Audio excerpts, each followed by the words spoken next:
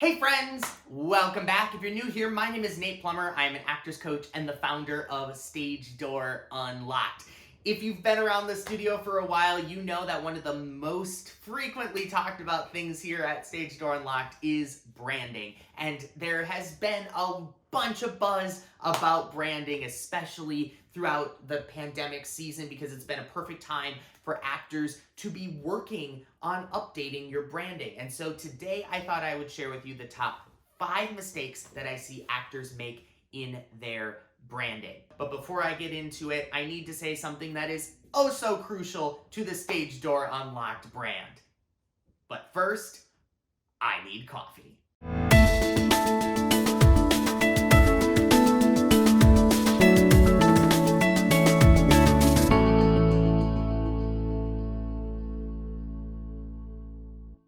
Actor branding is one of the biggest buzz terms in our industry right now. It is something that we're seeing everywhere, and for good reason. It's what allows us as an actor to kind of show who we are even when we're not in the room. The challenge that I've been seeing with a lot of the branding information that is out there is it's coming from other actors. It's not coming from people that really know how branding works, but more importantly, it's also not coming from the people who are looking at your branding. The thing is, your branding is not for you. Your branding is for the people that are looking to hire you. Which leads me to the first mistake I see actors make. You choose your branding because you like it. That isn't how branding works. You shouldn't choose colors just because it's a color you like or a font you like. Instead, you should be focusing on what your branding is saying to casting. Now, I'm not saying that you shouldn't like the colors that you choose for your website or fonts that you might choose for your resume. That's not what I'm trying to say at all. You should like the branding, but you shouldn't choose them because you like them. You shouldn't go, oh, this is a pretty font. I like it. I'm going to use it. You should ask yourself, what is this font saying about my brand? What is this color representing to casting? This is where color psychology and font psychology can come into play. And you want to make sure that you are saying to the people looking at your brand, this is who I am, not this is what I like. The second mistake that I see a lot of actors make is that you try to use your branding to show what you want to be, not who you really are. Let's be real, most of us do not have an accurate understanding of our type. Most of us try really, really hard to be the type that we want to be. When in reality, we can only play the types of characters that we actually are. Understanding your type is so crucial to figuring out an effective brand strategy. A lot of times, actors will try to fabricate their brand by choosing colors and fonts and word choices to show something that isn't naturally them. If you're having a hard time figuring out your brand, it's probably because you're trying to show something that isn't naturally resonating with you. This is where you're going to really want to take the time and think of all of those times people have said, hey, you know who you remind me of? Or did you see that one character? I'm sure you could have played that character. All those times that made you go, huh? That's probably the type that you're really coming across as. And so if you're constantly getting booked for a particular type of role, that's your brand. That's what you're putting out into the world. So you're going to want to make sure that the fonts you choose and the colors you choose and the word choice that you choose is representing what is working. Don't represent what you want to work, because 9 times out of 10, you're not what you want to be. Instead, you have to be who you are. You have to use your branding to represent your career where it's at right now. That means using your branding to show the types of roles that you've been getting cast as. If you would like help with this, again, feel free to reach out for a coaching session. The third mistake that I see a lot of actors make is that you try to represent yourself as a person, not as a business. You are a business. You are someone who does a thing that people are going to buy. As an actor, you provide a service and you have to market that service. I say this because a lot of actors get very, very stuck in promoting themselves to casting. And that's really hard. It is really hard for us to come up with descriptive words of who we are.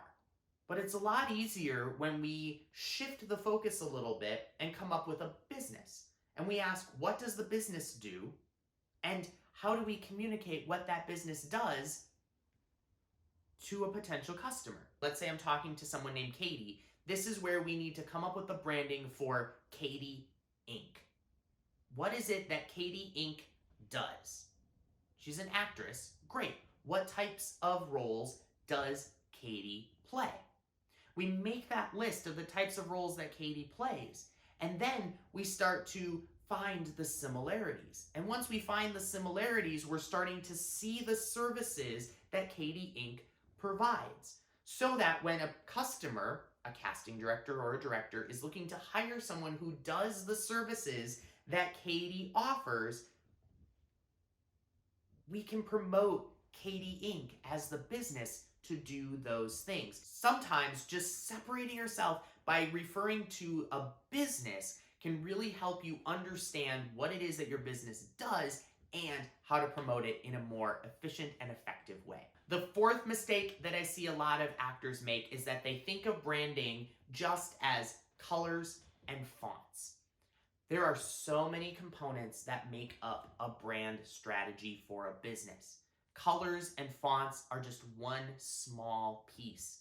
The big error that I see a lot of actors make in this area is that they forget that word choice is also part of your brand. Figuring out how you represent yourself in the words that your business uses is so important. Maintaining consistency in your brand is also very important. So making sure that the word choice you use is consistent. Consistency helps build trust. And building trust is the most important part of a brand.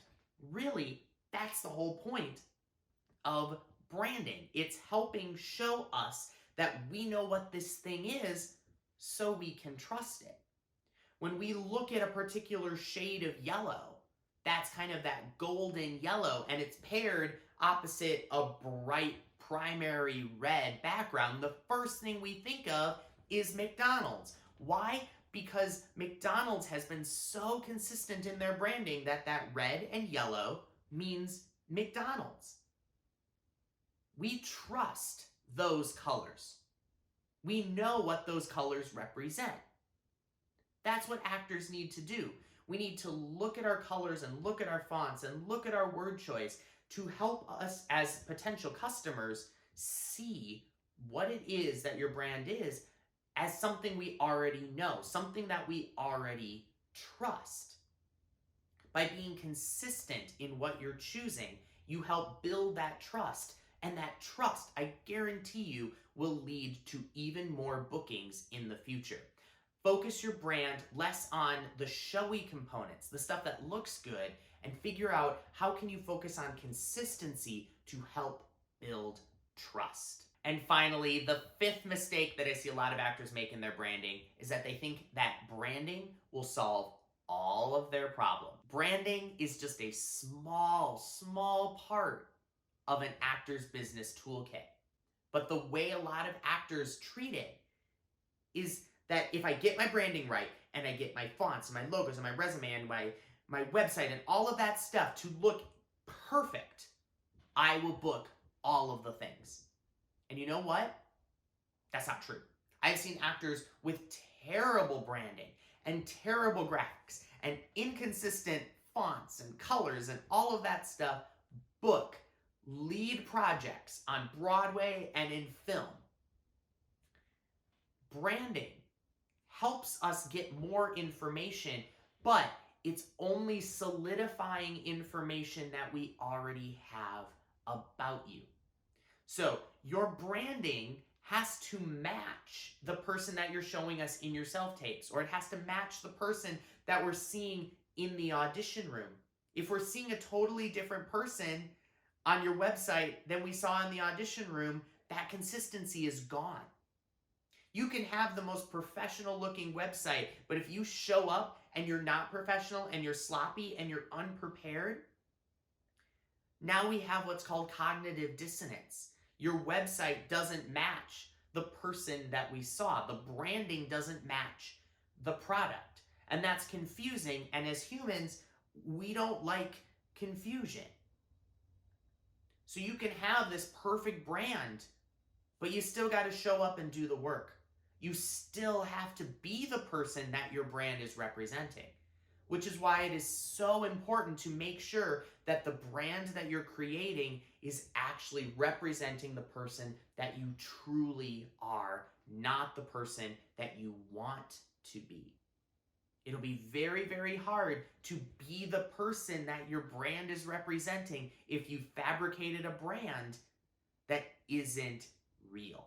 Truth and honesty are so important when establishing your brand, and making sure that your brand is really holding up to the person you really are is one of the most important things that you can do as an actor when deciding what your branding should be. Make sure you take the time to reach out to those people in the industry so they can give you feedback on whether or not your brand actually matches the actor that we see. If you would like help with this, feel free to reach out to us here at Stage Door Unlocked. That is something that I would be more than willing to help you out with in a coaching session. There you go. Those are my top 5 mistakes that I see actors make in their branding. Do you have branding related questions? Feel free to put them down in the comment section below. If you like this video, please give it a big thumbs up and click that big red subscribe button so you get notified whenever I post a new video. That's it for this episode. As always, friends, you're awesome, be awesome, and I'll see you next time.